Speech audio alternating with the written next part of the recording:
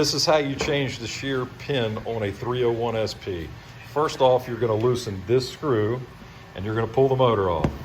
You're going to look down inside and you're going to make sure that the key is busted or the roll pin is busted. In this case, this one's not busted. This is a video just to show you how to do it, okay? So let's just pretend like the pin is busted. We're going to tell you how to get that barrel out so you can put a new pin in it. All right, first you got to take the rubber piece off the handle. You got to loosen the set screw right here, taking that or loosen it, pull that off, and you got to come down, take these two screws, loosen them, pull that off.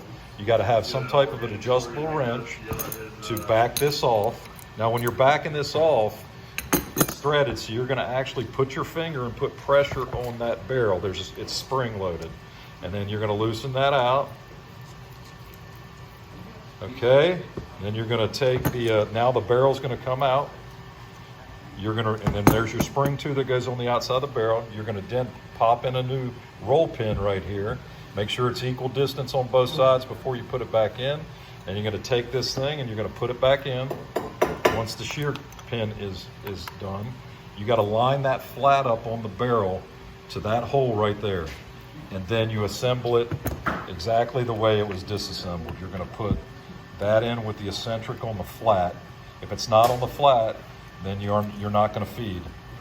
Okay? And you're going to put all these other components on, put your motor back on, and that's how you replace the pin.